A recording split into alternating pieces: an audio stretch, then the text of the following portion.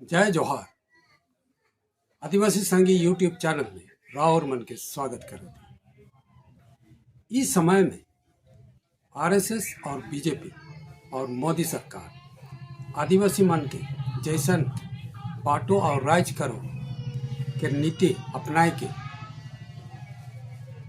हमारे आदिवासी मन के आपस में लड़वाए के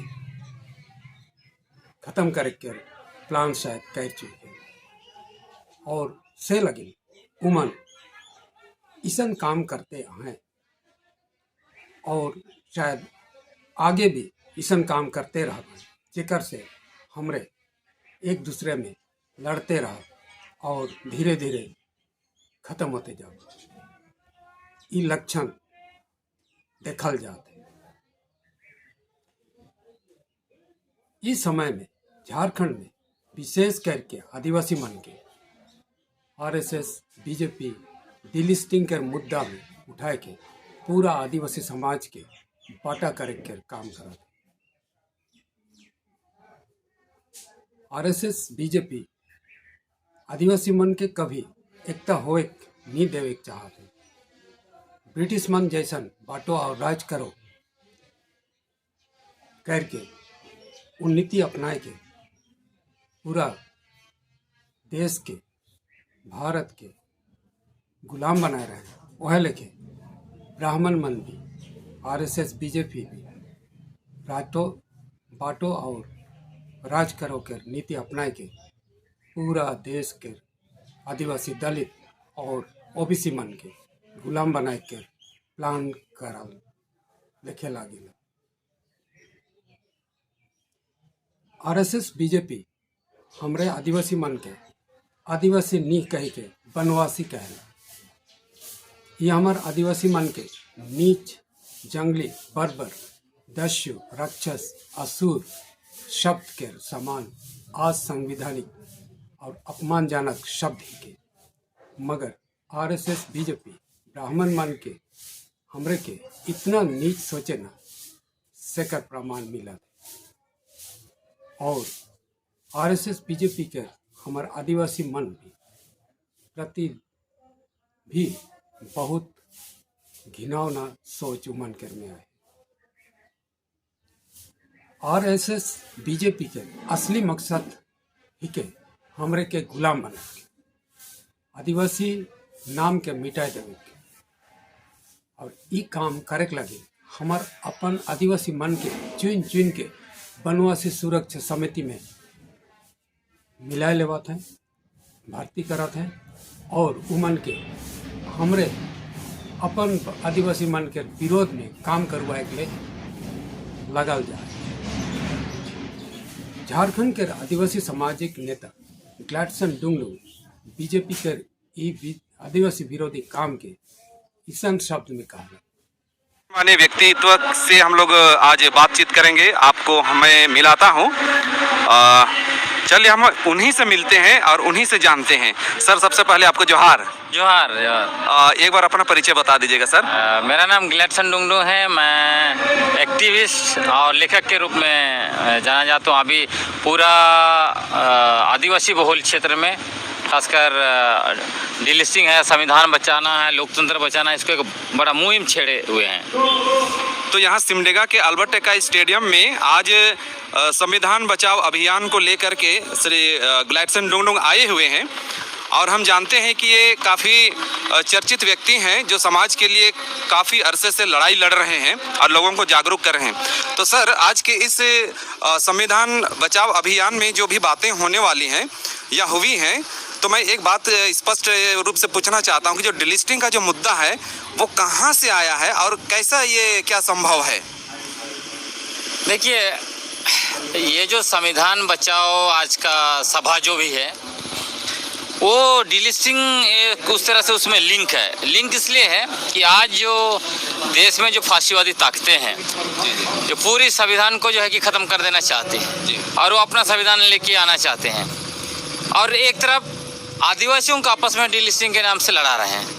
तो ये कनेक्शन है कि हम कह रहे हैं कि जब संविधान खत्म हो जाएगा तो ये डिलिस्टिंग करके भी अब क्या करेंगे।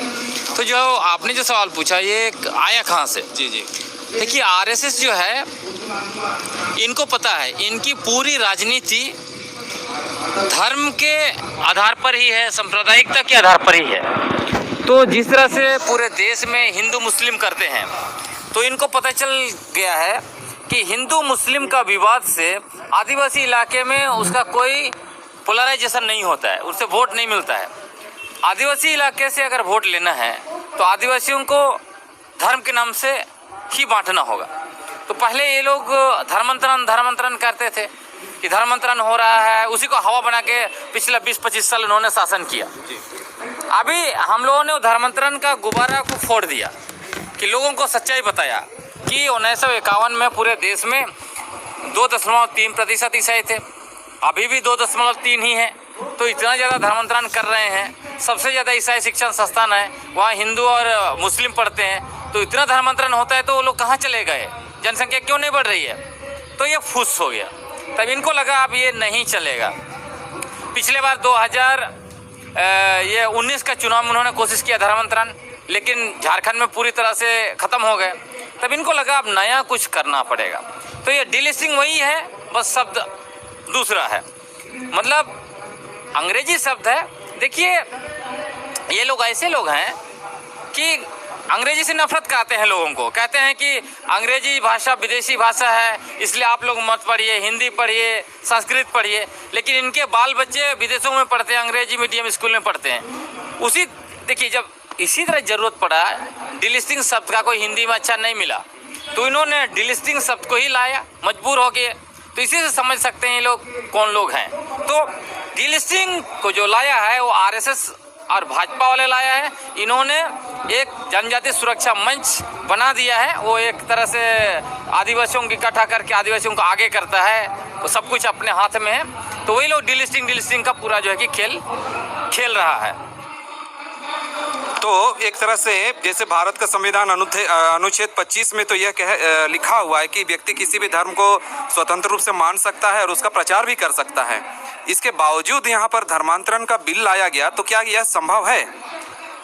ये देखिए देश में लंबे समय से, चूँकि ये जो मैंने फाशीवादी शक्तियाँ बोला, ये लोग निरंतर पिछले 100 साल से काम कर रहे थे।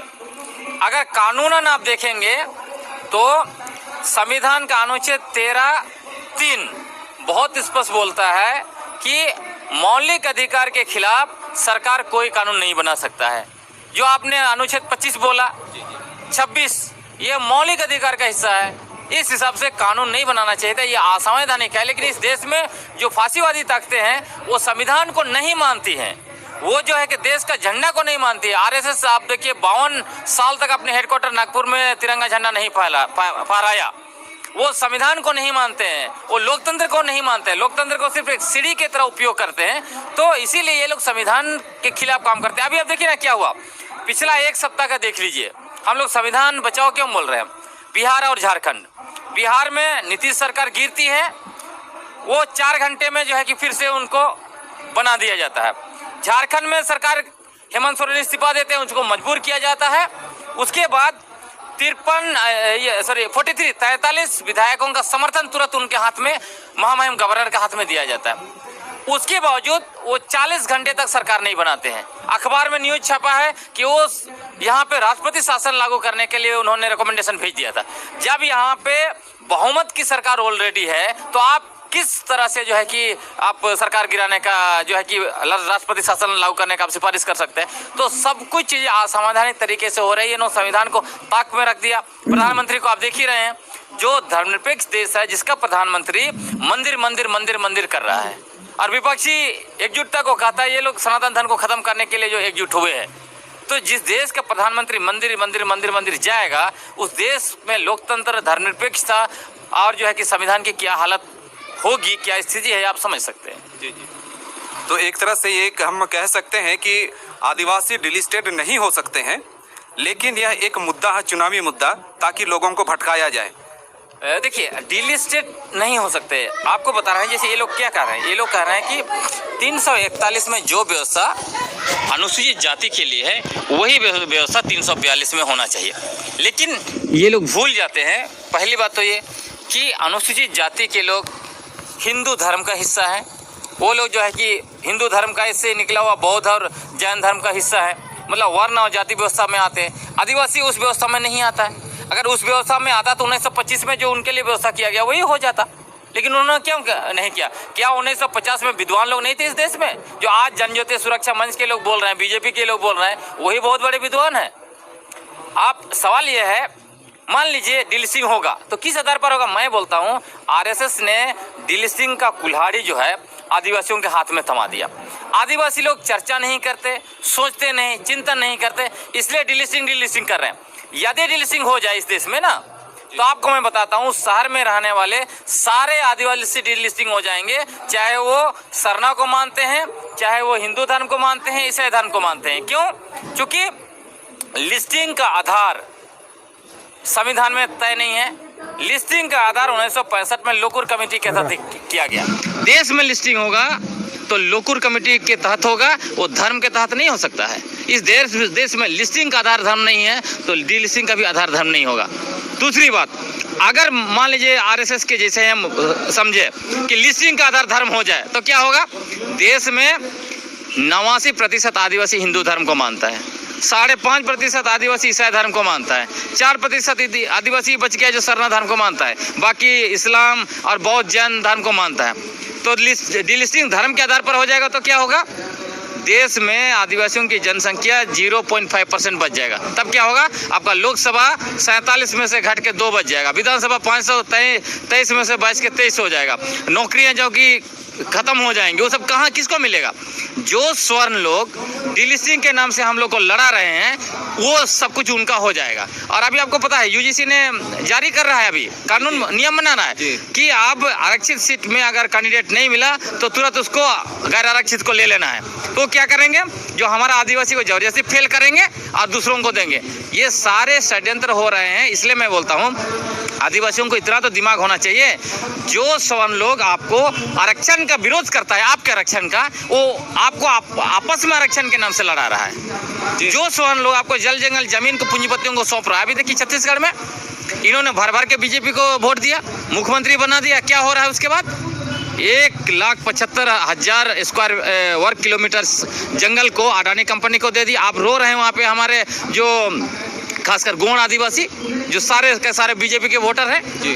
तो कहने का मतलब मेरा है कि आदिवासी को आज भी अपना आँख खोलना चाहिए। हमारा सब कुछ मटिया मेट हो जाएगा, डीलिस्टिंग हो गया, 5वीं अनुसूची खत्म हो जाएगा, आपका CNT SPT कानून खत्म हो जाएगा, सारा कुछ खत्म हो जाएगा। इसलिए अभी जरूरी है हम खड़े हों संविधान बचाने के लिए। हम संविधान बचाएं, अपने भाषा संस्कृति और जल जंगल जमीन को बचाएं, तभी हम बच सकते हैं। आप देखिए आदिवासियों को, आज मैं देख रहा हूँ सुधीर चौधरी जो आदिवासियों के ऊपर टीका टिप्पणी किया, उसको लेकर उनके ऊपर FIR किया जा रहा है। बहुत अच्छी बात है, होनी चाहिए, मैंने बहुत साल पहले ही कहा। लेकिन RSS आज तक आदिवासियों को वनवासी बोलता है। बीजेपी के आदिवासी नेता भी वनवासी बोलते हैं। वनवासी का क्या मतलब है? जंगली। तब तो आपका खून नहीं खौलता है। ये इस आदिवासी को सोचना पड़े, आपको दिमाग को जो है किस तरह से स्वर्ण लोग जो है कि ये मानववादी लोग, ब्राह्मणवादी लोग कब्जा करके रखा, मानसिक रूप से हम लोगों को, आधा लोगों को गुलाम बना दिया है। इस गुलामी से आदिवासियों को मुक्ति चाहिए और हम लोगों को संविधान ही बचा पाएगा, कानून ही हमारा जमीन बचा पाएगा। और हमारा एकजुटता, जो हमारे पूर्वज लोग जिस तरह से जल जंगल जमीन भाषा संस्कृति आदिवासी पहचान के लिए एकजुटता के साथ लड़े, वही हमारा मार्ग है। दूसरा ये लड़ाई करेंगे हम लोग, बचेंगे नहीं। तो हमरे जाने के सकली कैसन RSS बीजेपी हमार आदिवासी मन के पटा करके कमजोर करे के लिए घिनौना हरकत करा। हमरे पूरा देश के आदिवासी मन के जाने जरूरी है कि हमरे हिंदू नहीं लगी, हमरे सरना प्राकृतिक धर्म के मानी ला। और हमार संगे जे मन ईसाई धर्म के धे माने ना, चाहे हिंदुए माने ना, वो मन आदिवासी है। और जब डीलिस्टिंग की बात आई तो जे मन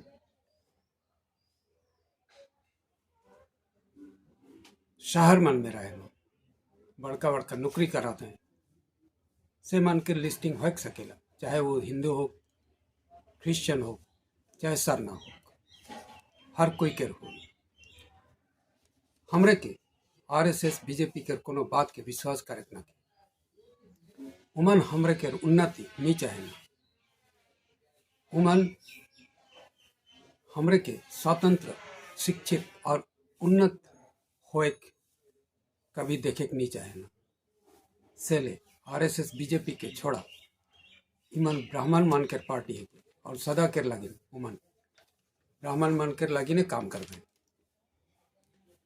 हमरे आदिवासी है ये हमार देश है के हम हमार अपन देश हमार आदिवासी ये भारत के मूल निवासी है की और 65,000 साल से यह भारत में है। उकर उल्टा ब्राह्मण मन भारत के मूल निवासी ना लगे। उमन यूरेशिया के मूल निवासी है। हाँ, उमन विदेशी है और ओहले उमन हमरे के गुलाम बनाए के हमेशा चेष्टा करेंगे। हमरे के गिराए के लिए और हमरे के शोषण करे के चेष्टा करेंगे। आरएसएस और बीजेपी वह चाल के चलते आए और से लगे उमन के छोड़े का है और अपन आदिवासी के बीच में भाईचारा मेल मिलाप रखे के है और आगे बढ़े के लिए कोशिश करेंगे। आशा करो आज के वीडियो में कुछ जानकारी हासिल कर ला तो वीडियो के लाइक कर देगा, सब्सक्राइब करवा, शेयर करवा और कमेंट भी जरूर करवा। जोहार।